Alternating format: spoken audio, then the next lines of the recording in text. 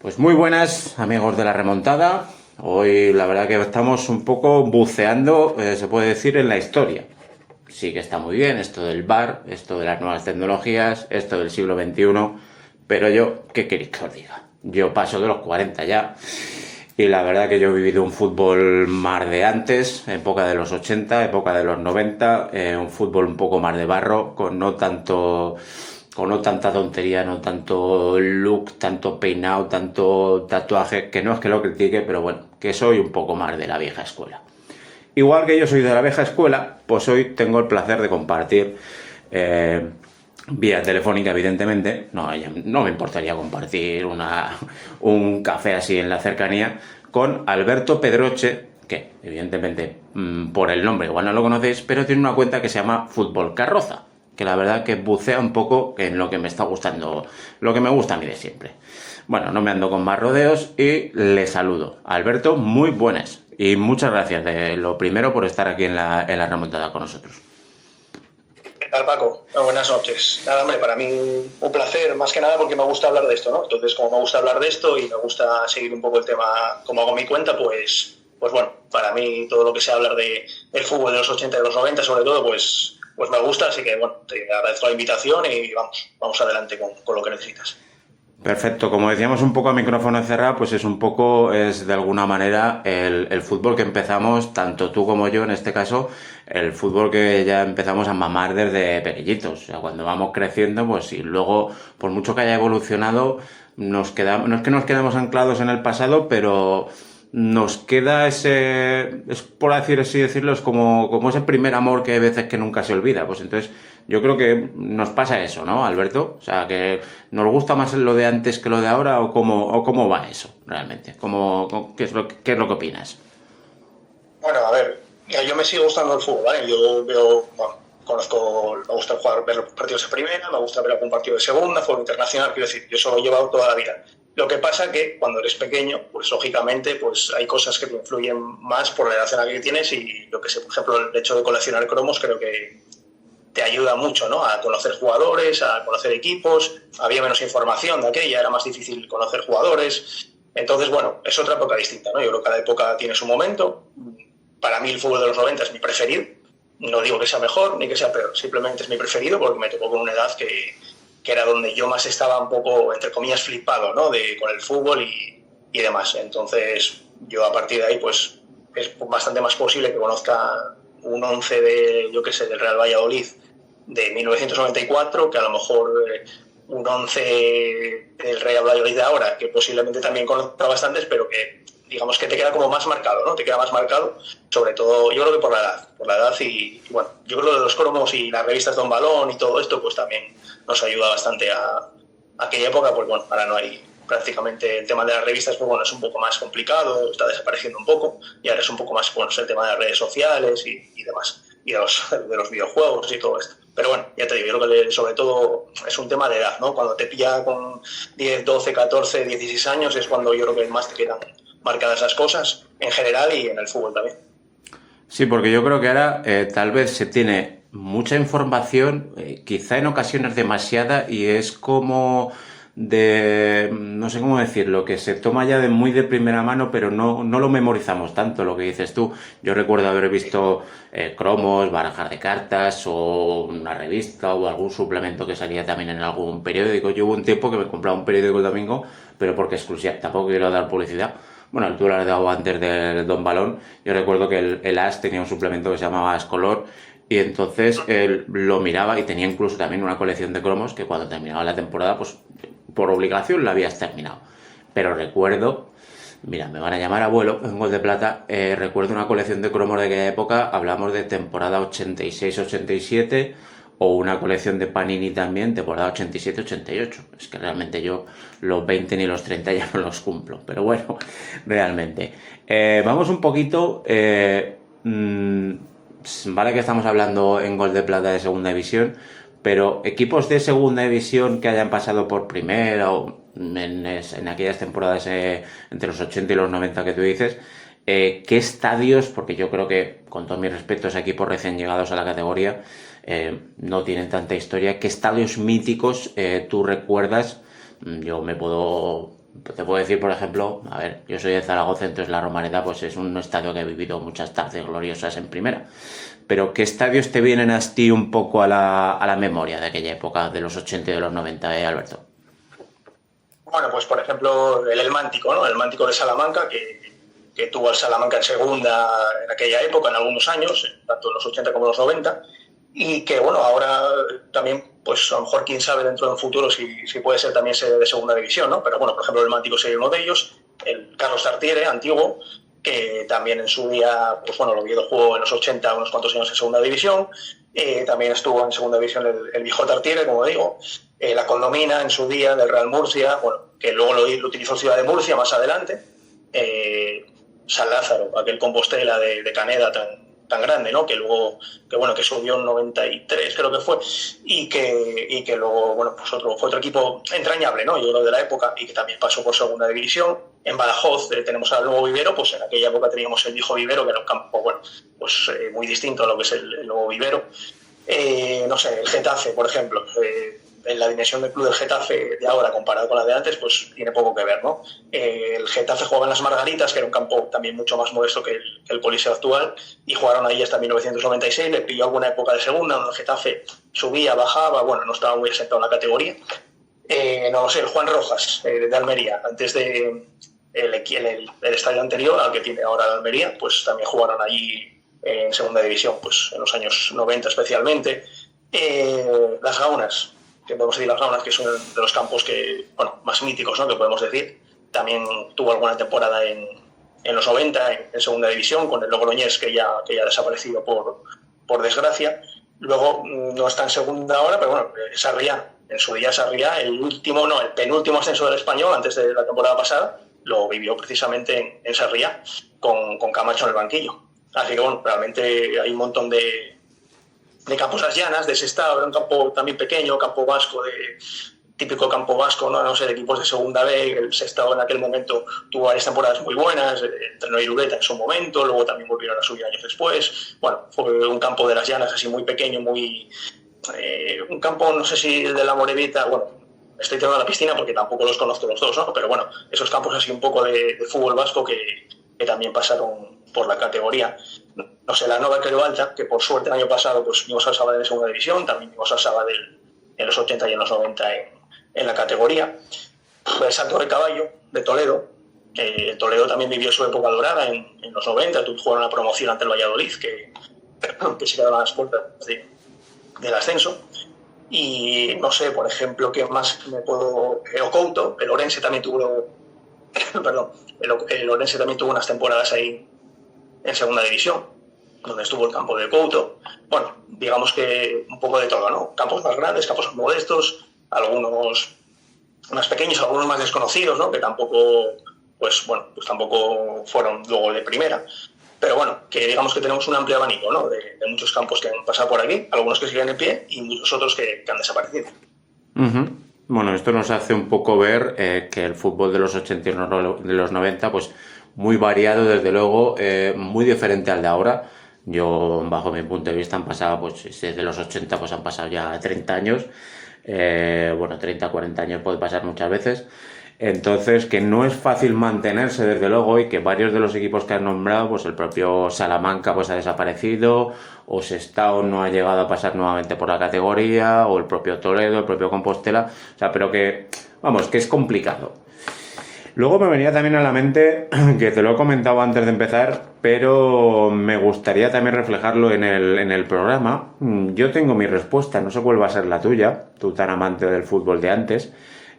¿No crees tú un poco que con tanta tecnología, tanto VAR, bueno, en Gol de Plata ya saben cuál es mi opinión, ¿no piensas tú que se está perdiendo un poco la esencia del fútbol de antes, Alberto? Bueno, hay un tema que yo creo que es el que menos me gusta, no sé si es justo o no es justo, pero el que menos me gusta, por ejemplo, la celebración de gol, ¿no? Las celebraciones de gol, antes había un gol, lo celebrabas y ya está, ¿no? Ahora, bueno, siempre queda esa duda, siempre está el jugador mirando a ver si sí, si no. Bueno, ahí se ha perdido un poco. Del VAR hay alguna cosa que yo creo que está bien. Por ejemplo, no sé, lo de los fueras de juego, los goles que entran o no entran, bueno, eso no deja de ser tecnología prácticamente pura y dura, ¿no?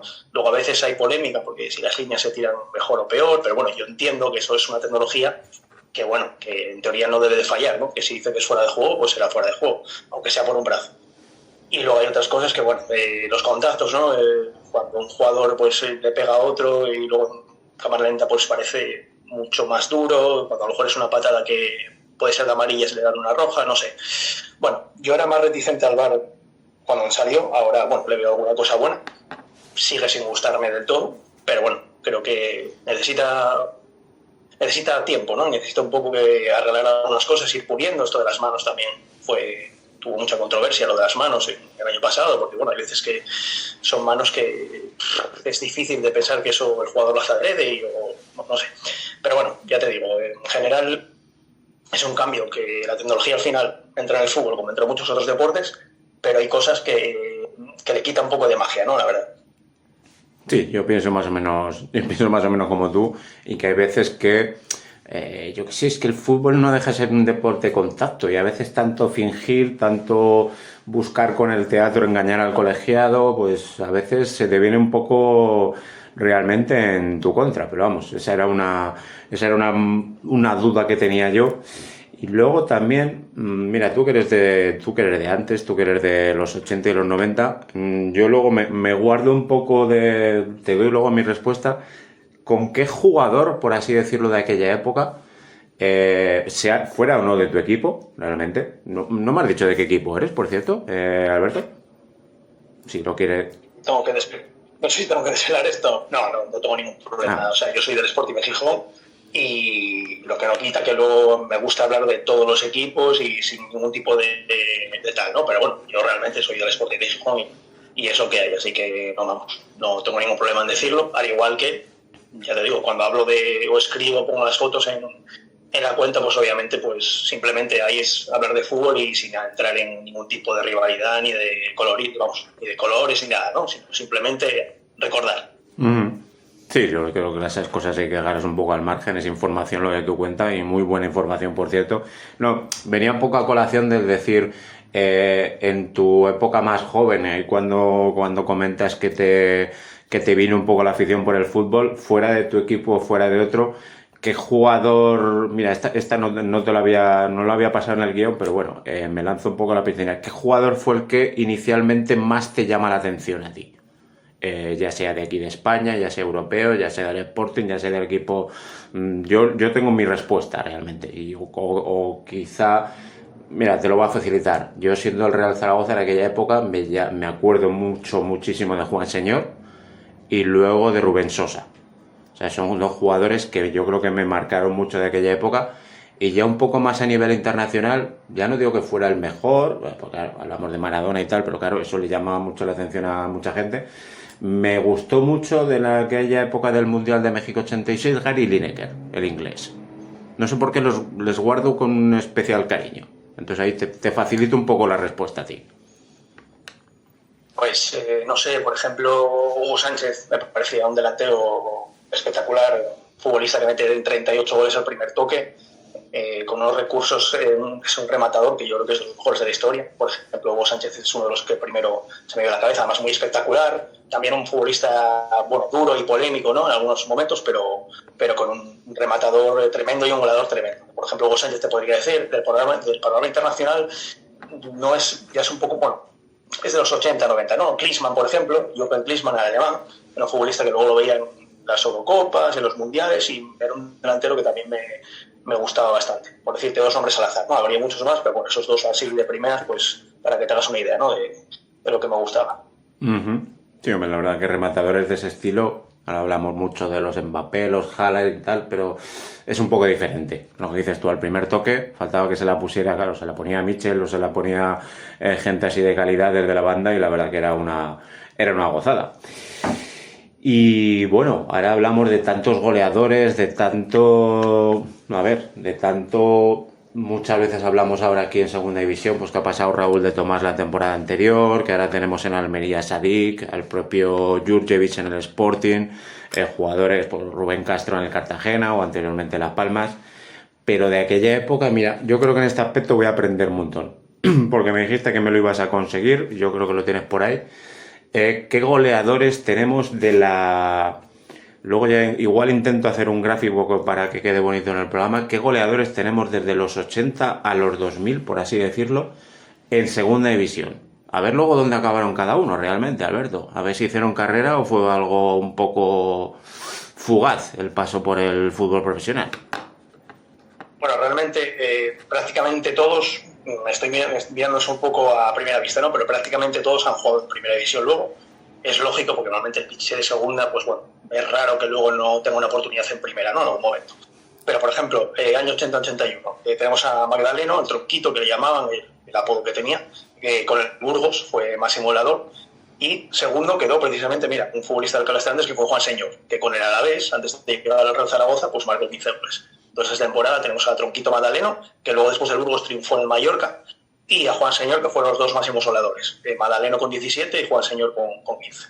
Entonces, bueno, ya ves que empezamos ya fuertes, ¿no? Los futbolistas que lo juegan a primera, Juan Señor, un futbolista sensacional, internacional, bueno, todos conocemos lo que hizo luego, así que bueno, ya ves que son nombres potentes. Luego en el 81-82, Pichi Lucas, delantero del Celta, estuvo muchos años en el Celta, luego con el Compostela también subió a primera, bueno, el Compostela subió a primera, fue uno de los futbolistas que estaba en la plantilla, y segundo quedó Orejuela, del Salamanca. También futbolistas que jugaron en primera o que bueno, tuvieron una carrera no bastante competente.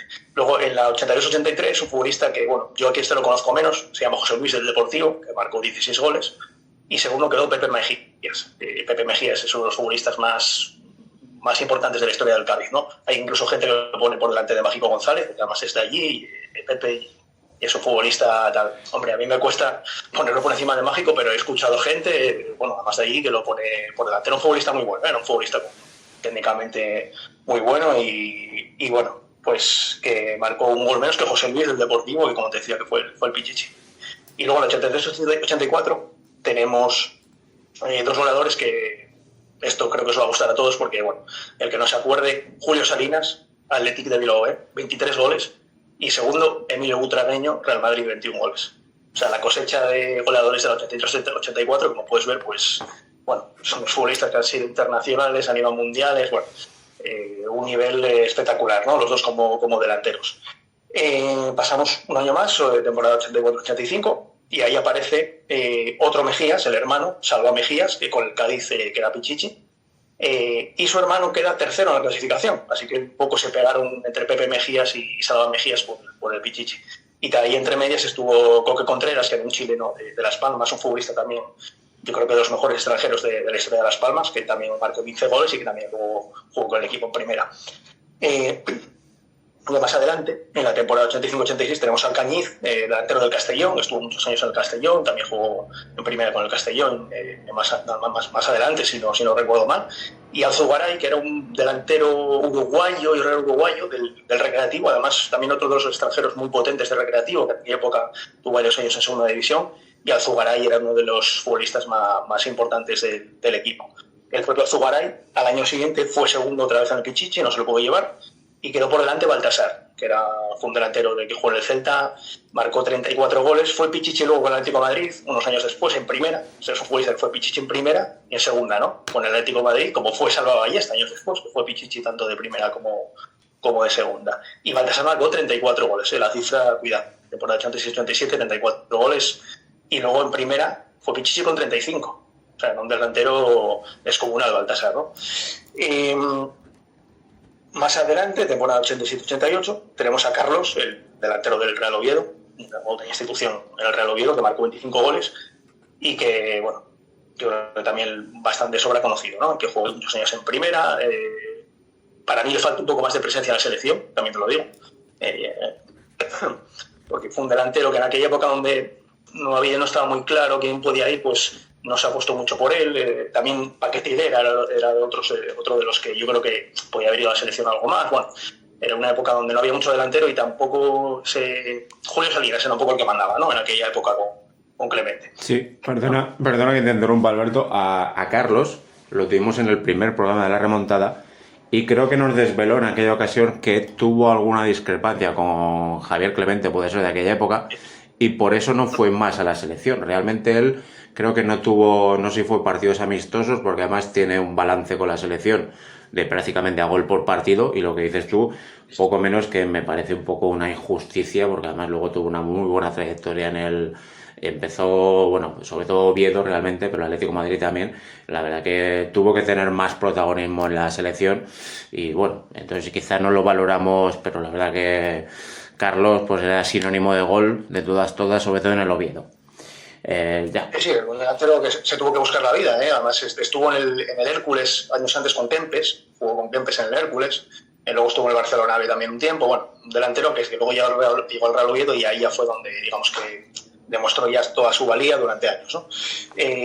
Bueno, por acabar de los 80, tenemos a Quique Estebaranz en el Racing de Santander, el futbolista que jugó luego en el Tenerife, sobre todo fue donde yo creo que quizá más destacó, Quique Estebaranz. Y segundo fue Pepe Mel, el actual entrenador de Las Palmas, con el Castellón, pues fue segundo Pichichi. Y al año siguiente, Pepe Mel fue el Pichichi de la categoría en solitario con el Real Betis, cambiando de equipo con el Real Betis. Pepe Mel, que bueno, fue un delantero no de primera división de primera liga, sí que jugó en primera, pero quiero decir, metió muchos goles, sobre todo en otras categorías, ¿no? Un goleador bastante bueno en segunda y en segunda B, tuvo temporadas muy buenas, el canterano del Real Madrid, que es Pepe Mel, y que este año, bueno, con Las Palmas ya vemos que de momento le va bastante bien.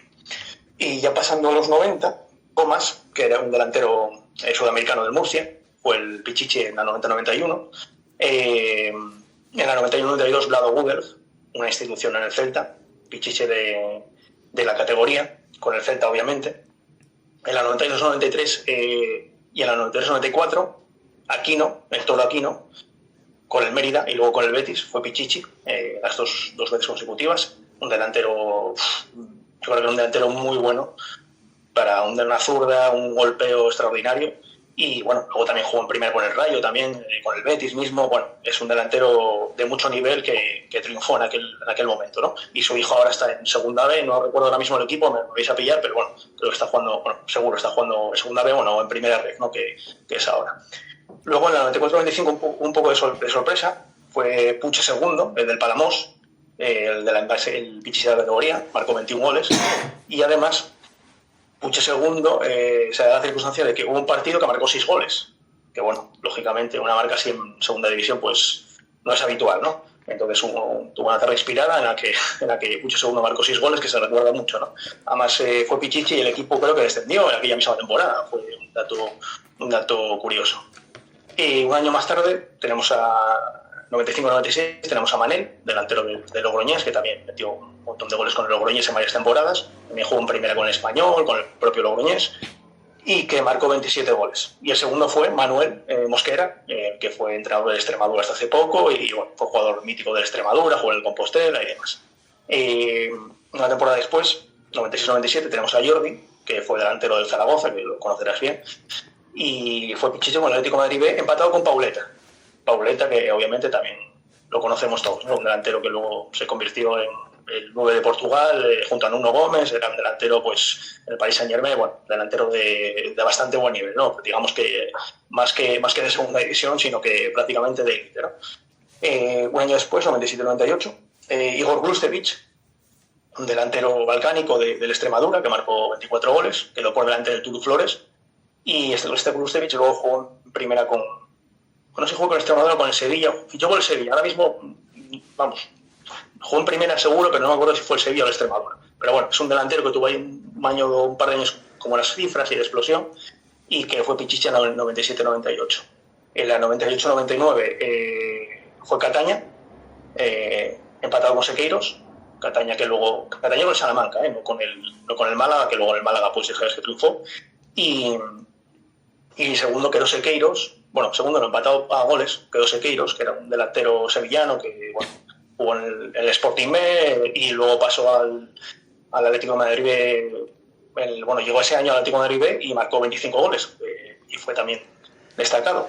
Y bueno, hasta aquí un poco prácticamente lo que fue un par de décadas, ¿no? De goleadores. Ya ves que hay un poco de todo, que hay jugadores muy potentes, jugadores que luego han sido internacionales, han sido mundialistas, otros un poco más modestos, otros de alguna lo típico, ¿no? Que explotan un año, meten muchos goles y luego ya no alcanzan ese rendimiento. Y nada, son un poco los futbolistas que hemos visto en la categoría de plata, donde, bueno, al final no deja de ser un trampolín, donde es raro que uno o dos o tres de los máximos goleadores no acabe jugando en primera pues al año siguiente o años después, ¿no?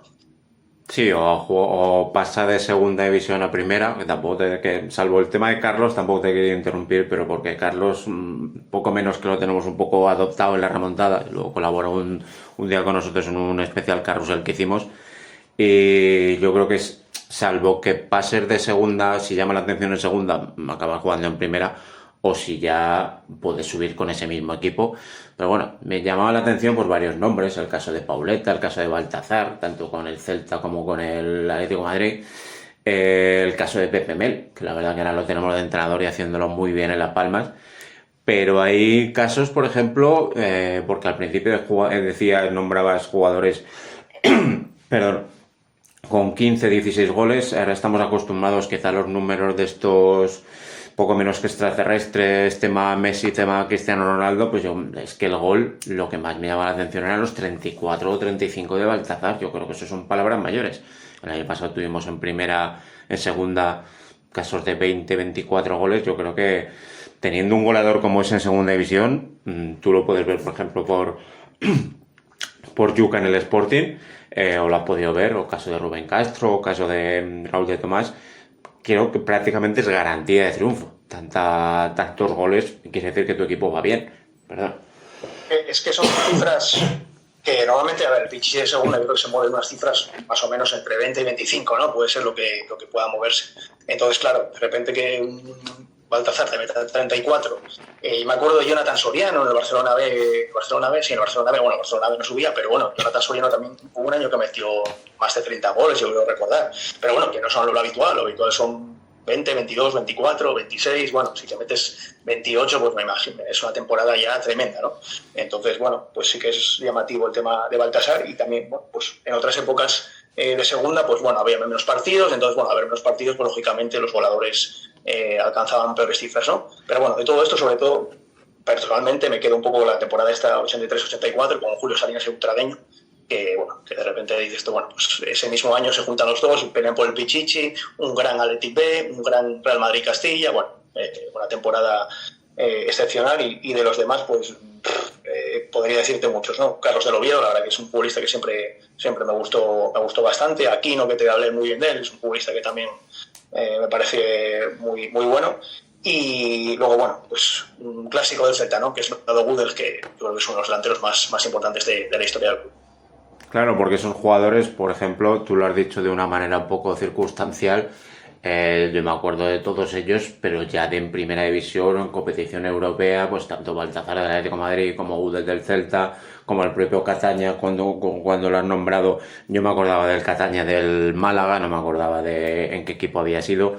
Entonces yo creo que, y por decirlo de alguna manera, ahora mismo no sé si sigues mucho la actualidad de la división, o qué jugadores crees tú que se podrían asemejar un poco, ya no digo en cuestiones goleadoras, o qué jugadores de los que ves tú ahora se asemejarían al fútbol de antes? No sé si me pillas la pregunta, Alberto. Sí, bueno, es difícil, porque yo creo que esos jugadores están a lo mejor más encasillados, ¿no? En los sistemas, bueno, quizá hay menos imaginación, ¿no? A la hora de jugar. Es más difícil ver un jugador que sabes que lo intente siempre, que intente desbordar, es más difícil verlo ahora mismo. Entonces, bueno, hombre, a mí me gusta mucho Sadik, la verdad. Porque, a ver, no es muy estético, no es un futbolista muy estético, pero eso es una bestia. Es una bestia y es una especie de Lukaku de segunda. Bueno, igual es una comparación un poco exagerada, ¿no? Pero ese futbolista grande, que coge, que aguanta la pelota, que luego te mete el gol, que no sabes a veces ni cómo te lo mete, una zancada. Bueno, es un futbolista que me gusta bastante, la verdad. Y no sé qué otro podría decir así de primeras. Jonathan Viera no es un goleador, pero bueno, Jonathan Viera también es un futbolista, que bueno, es un futbolista de primera. Pase, bueno, su carrera pues ha querido estar en Las Palmas casi siempre, de hecho es donde mejor ha rendido, pero es un futbolista, vamos, absolutamente diferencial. Uh-huh. Sí, yo creo que a mí, por ejemplo, no sé si lo has visto jugar, y si no lo has visto jugar te lo recomendaría. Llega del Badajoz este año al Tenerife, y ya no sé si es por las medias abajo, muy típico de aquella época Sí, de corredera, sí. a Corredera. Me parece un jugador Corredera, sí. con mucho descaro y me parece que va a dar muchas alegrías tanto por la isla como por... Bueno, realmente lo estamos disfrutando mucho en esta Liga Smartbank. Pues yo creo personalmente que más o menos lo que habíamos previsto más o menos lo hemos cubierto bien, lo de la esencia del fútbol, un poco lo del VAR, ya he tenido más o menos tu opinión, ya he dado la mía, lo de los jugadores. Nos has ilustrado bastante bien lo que han sido los goleadores últimamente. No hemos querido ir más allá para no meternos ya en lo que es el este de ahora. Sí. No sé si tienes alguna cosita más que añadir por ir un poco cerrando, Alberto. Antes, evidentemente, agradecerte tu presencia en la remontada. No sé, ¿qué le recomendarías? Sí, más o menos lo suelo hacer siempre con todos los invitados. A alguien que sea nuevo en esto del fútbol, a chavales de estos jóvenes, porque ahora como hay tantas maneras de conseguirlo, para que decirle, no convencerle, pero ¿qué le contarías de lo que era el fútbol de antes que igual no tiene el de ahora? O para decirle, no sé, busca esta grabación que igual merece la pena, o qué le dirías a la gente de ahora para que le llame la atención el fútbol de los 80 o de los 90. No sé si me pillas. Sí, hombre, yo creo que, a ver, como todo en la vida, hay que conocer la historia, ¿no? La historia es importante.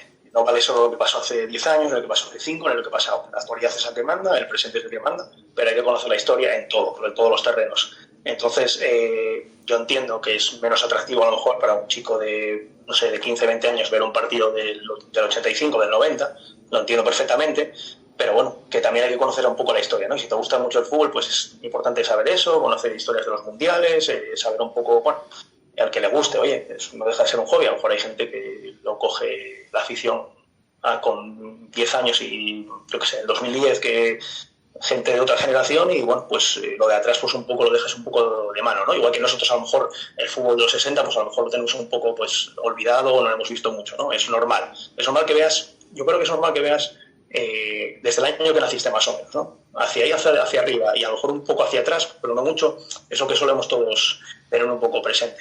Entonces, bueno, por un lado hay que conocer la historia y por otro lado también entiendo que, bueno, el que tiene 15, 20 años, pues, bueno, pues, lleva viendo fútbol 10 y pues se dedica un poco a eso, ¿no? Pero bueno, que al final, igual que hay que conocer la historia de otras cosas, pues en el fútbol también hay que saber un poco de la historia y conocerla. Y bueno, y a veces descubres jugadores que no sabías, ¿no? Entonces de repente pues está bien ver algún partido, ver algún vídeo y saber que también hubo muy buen fútbol en épocas anteriores.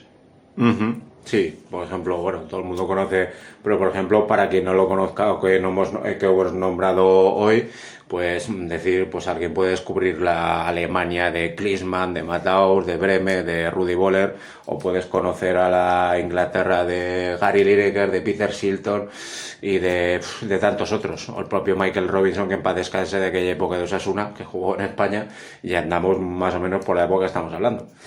Pues yo creo que poquito, cierto, poquito más que añadir. Agradecerte una vez más tu presencia en la remontada, Alberto, y el que eres el administrador de la cuenta Fútbol Carroza, que a mí la verdad que me gustaba mucho antes y yo creo que a partir de ahora, habiendo estado un ratito contigo, pues me va a estar mucho más atento si cabe a lo que nos vayas ilustrando y a todas esas historias que nos vas contando.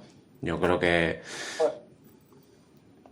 Sí, no, vamos, te agradezco la invitación a hablar de este fútbol. Pues bueno, obviamente, igual que me gusta en la cuenta de Fútbol Carroza, pues subir fotos y todo, bueno, de todo el material que tengo en casa, ¿no? Hay alguna cosa que obviamente pues la buscas por internet y demás, pero bueno, digamos que casi todo se basa un poco en revistas y cosas que tengo por casa, ¿no? Entonces, bueno, pues te agradezco porque es un tema que bueno, me gusta, obviamente, soy fan, lo hago un poco por hobby y me gusta hacerlo y obviamente pues hablar de ello también. Así que nada, te agradezco el tema y bueno, si algún dato se me coló que haya dado mal, pues pido disculpas a la audiencia porque alguna cosa la dices de memoria y a lo mejor se te escapa, ¿no? Pero bueno, ha sido un rato entretenido y ya todo lo que sea hablar del fútbol, sobre todo los 80 y los 90, es de las cosas que más me gustan. Perfecto, pues esta ha sido nuestra conversación con Alberto Pedroche, administrador de la cuenta de Fútbol Carroza. Esto ha sido todo en la remontada de Gol de Plata. Muchas gracias a todos y un saludo y que pasen un muy buen día después y que hayan aprendido, como lo he hecho yo, un poquito más del fútbol de antes después de haber visto nuestro programa.